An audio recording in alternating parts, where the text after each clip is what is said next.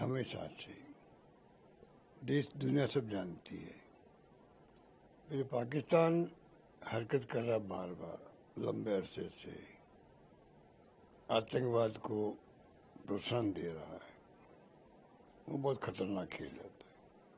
अभी जो पहलगाम में घटना हुई, उसे जिस प्रकार मारा गया लोगों को, बच्चों के सामने, पत्नी के सामने, वो मार्मिक घटना जो है हिंदुस्तान के हर परिवार में घर कर गई। चाहे वो हिंदू हो, मुस्लिम हो, सिख हो, ईसाई हो, कोई जाति धर्म का हो, पूरा मुल्क एकजुट हो गया पाकिस्तान के खिलाफ में कि भाई ये तो हरकत ऐसी है जो मानवता पे कलंक लगा दी इन्होंने। वहीं से शुरुआत हुई है। अब जो आतंकी के अड्डों पर जो हमला किया गया, बहुत ही हमारी फौजों को इस बात के लिए तो सराहना करनी चाहिए कि उन्होंने सिविलियंस पर या जो उनके सैनिक ठिकाने हैं पाकिस्तान के, उन तक को नहीं छेड़ा। जब आप युद्ध करने को उतरते हो तो दुश्मन देश के सैनिक ठिकानों को भी टारगेट किया जाता है। ये पहली घटना है, उनको भी टारगेट नहीं किया गया, सिविलियन को नुकसान नहीं हो किया गया। और सिर्फ जो 9 जगह उनके अड्डे थे आतंकवादियों के बड़े बड़े, उनको ध्वस्त किया गया, नेस्तनाबूद किया गया। तो पहला बात तो एक अगर जब स्विच पार हुआ ये, तो उसमें पहले मैंने देखा 85 में इंडो पाकिस्तान युद्ध हुआ, 71 में भी हुआ जब इंदिरा जी थी, और इंदिरा जी ने बाकायदा जो हरकतें कर रहा था पाकिस्तान, तो अमेरिका का दबाव उस वक्त बहुत ज़्यादा था इंदिरा जी पर। निक्सन यूएस प्रेसिडेंट थे, उनके सामने झुकी इंदिरा गांधी, बाकायदा युद्ध हुआ।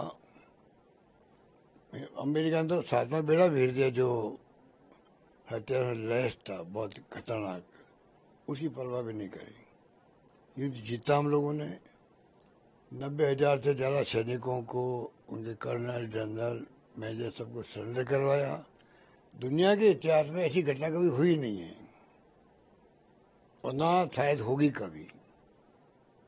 वो इंदिरा गांधी जो आयरन लेडी के रूप में पहचान बन गई उनकी, वाजपेयी जो कहना पड़ा उसके अंदर कि ये देवी का रूप है, तो वो आज दिन लोग याद करते हैं। जब सीज फायर हुआ है इस बार, तो लोग इंदिरा जी को याद करते हैं कि इंदिरा जी के वक्त में किस कदर उनको सबक सिखाया गया।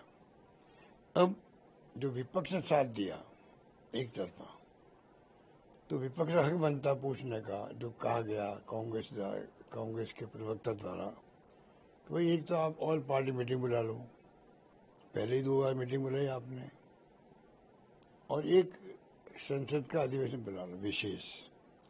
तो विपक्ष ने साथ भी दिया, उनका हक बनता है ये मांग करने का कि आप मीटिंग बुलाओ ऑल पार्टी और संसद का अधिवेशन बुलाओ। और ये देशवासियों का हक बनता है, उन परिवारों सहित, कि वो सरकार को बताना चाहिए कि जो आतंकवादी आए थे उनके लिए पाकिस्तान, वो भी जब हमला हुआ आतंकवादी अड्डे पर और मारे गए वो, या जिंदा है, और जिंदा है तो पाकिस्तान क्या सहयोग करेगा उनको